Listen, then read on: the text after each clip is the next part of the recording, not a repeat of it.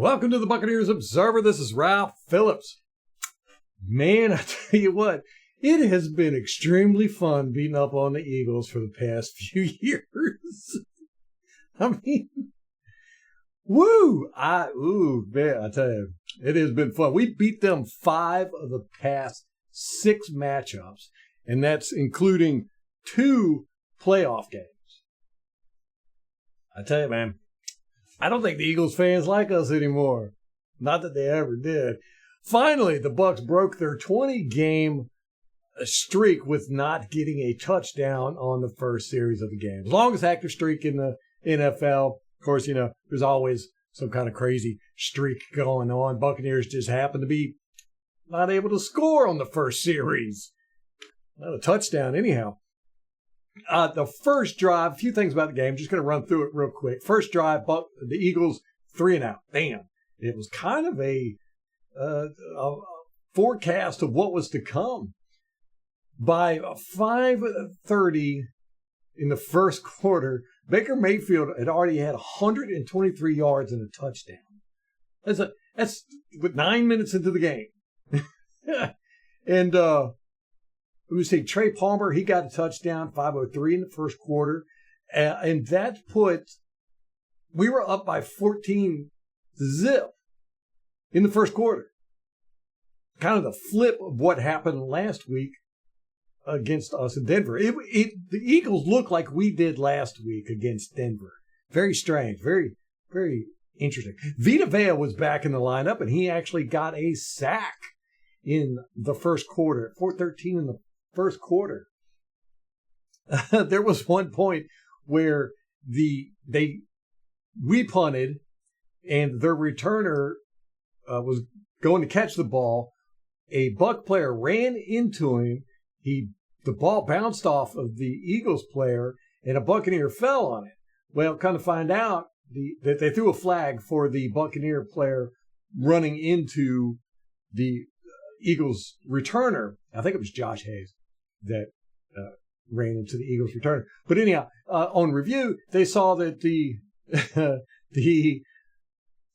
Philadelphia Eagles guy pushed the Buccaneers guy into the Eagles returner. So it ended up being they picked the penalty up, and the Buccaneers ended up getting the ball. The Eagles just did not have a lot of luck today. That's for sure. It was just funny how that happened. At 13:59 in the second quarter, Logan Hall, of all people, jumped up in the air and tipped a pass. It was a really good play. At that point in the game, Jalen Hurts was 1 for 5 for a total of 7 yards. We're talking about in the second quarter. Trey Palmer ended up getting a head injury, left the game. We'll see how he's doing. We'll probably get some information on him tomorrow. At 10:03 in the second quarter, Bucs had 30 plays and 231 yards to the Eagles' 10 plays and 0 yards. We're talking about 5 minutes into the second quarter, and the Eagles had gotten exactly 0 yards. 19 Cameron Johnson, he ended up dropping a ball in the end zone. This was a recurring theme last week, and it seems like it was a theme this week. The Buccaneers receivers are just dropping way too many balls. He was wide open in the end zone, hit his hand, came right out. But it was 24-0 halfway through the second quarter. It wasn't until about 6:30 in the second quarter where the Eagles got their first down. This is a beatdown. This was a whooping. 2 minutes left to go in the second quarter. The Eagles go for it on 4th and goal from the 1 yard line. They ended up getting a touchdown pass on 27 McCullum, but they were stuffed twice before that. They had to go for it on 4th down. The second down and 1 at the 1 yard line, they were stuffed. They actually lost yardage. And then on 3rd down, they got stuffed again. KJ Britt stopped them. KJ and Vita. So they had to go for it on 4th and 1 and do some little tricky stuff. But then that was right before the 2-minute warning. Well, so then they punt the ball. This was hilarious. They punt the ball, And the Bucs get the ball back with 1:54 left to go in the second quarter. Well, the Bucs try to go down the field, throw some passes. Didn't work. So then the Bucs punted back to the Eagles. Eagles got the ball with 1 minute and 14 seconds left in the second quarter. Well, the Eagles tried the same thing. They couldn't go anywhere. So the Eagles punted the ball back to the Buccaneers with 55 seconds left. So then the Bucs do the same thing. They can't go anywhere. So then they punt the ball back with 8 seconds left to the Eagles. So in the last 2 minutes of the second quarter, there was 5 possession changes. That's just how this game was. It was very strange. It's been a very strange year all around the league. It wasn't until the third quarter, 15 minutes left. This was the first offensive play after halftime where the Eagles looked like they could do something. Bam! Saquon Barkley, 59-yard run, just straight out of the gate, got all the way up to the Tampa Bay 11. Eagles ended up scoring on that drive. 11:53 in the third quarter, 2nd and 7. Mike Evans drops a deep ball right off his hands. It was a beautiful fade right over his shoulder, and it just hit his hands and bounced right out.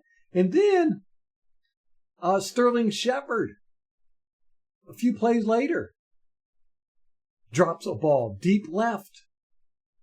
I tell you, our guys couldn't catch tonight. They just couldn't catch. I really can't say that because Mike Evans ended up with almost 100 yards and a touchdown. But so anyhow, at 6:53 in the third quarter, Bucky Irvin scores a touchdown, running back for the Buccaneers. Good to see him get touchdowns. I really like him. But then we go to kick the extra point, and they block it.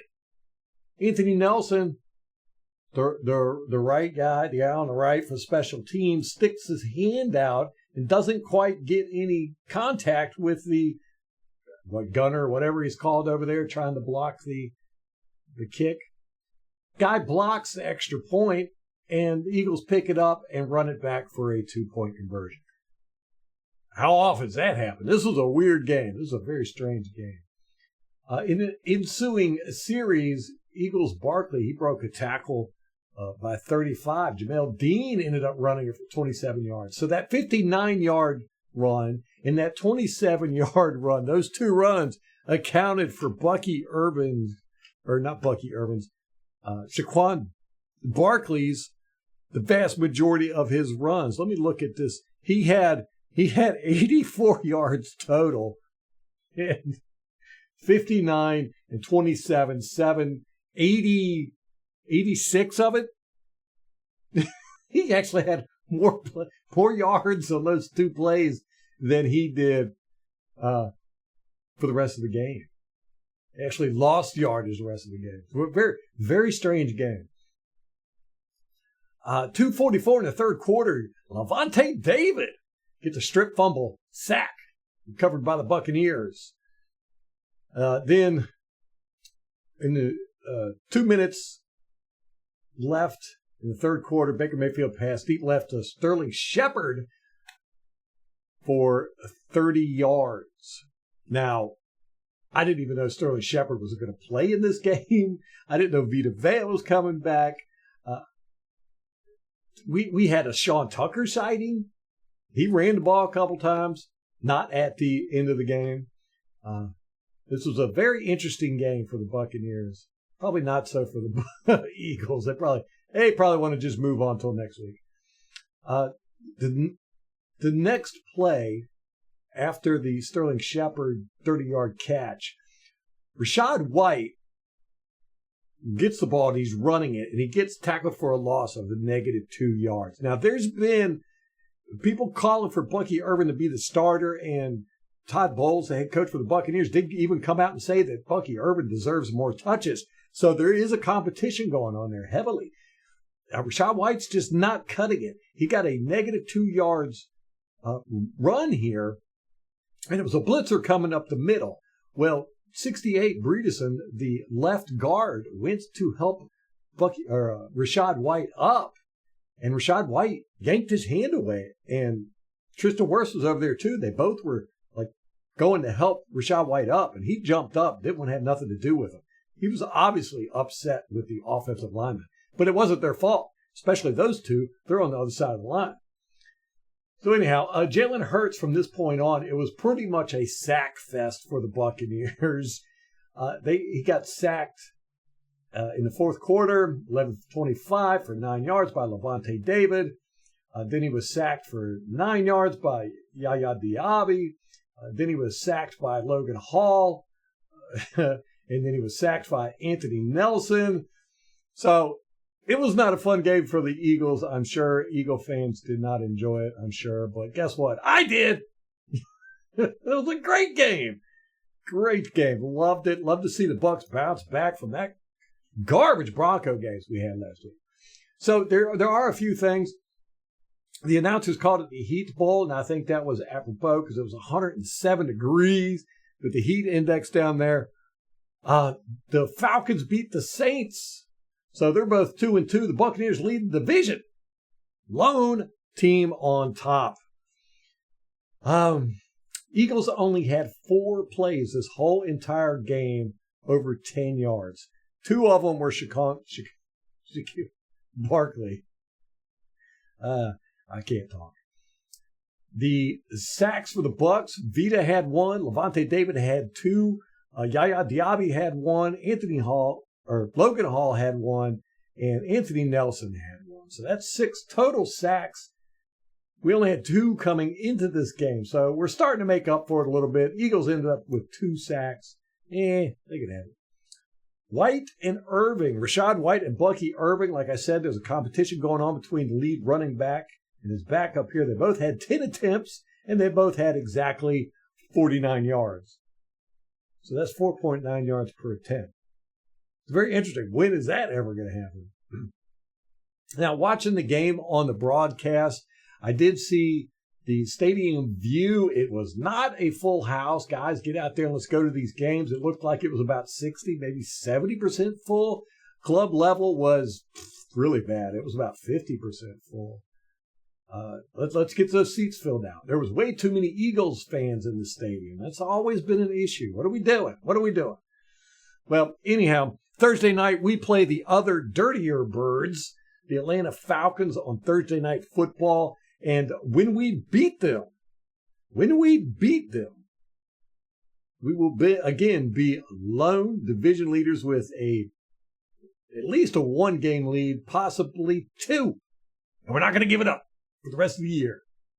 That's just how the cookie crumbles. I'm sorry if you're NFC South, but the Buccaneers are here to stay. We are going to stay on top. So, anyhow, guys, that was a good game. Good game for Buccaneers. Good game for Buccaneer fans. And we getting ready to steamroll. We got a tough part of our schedule coming up, but I think we're going to do well.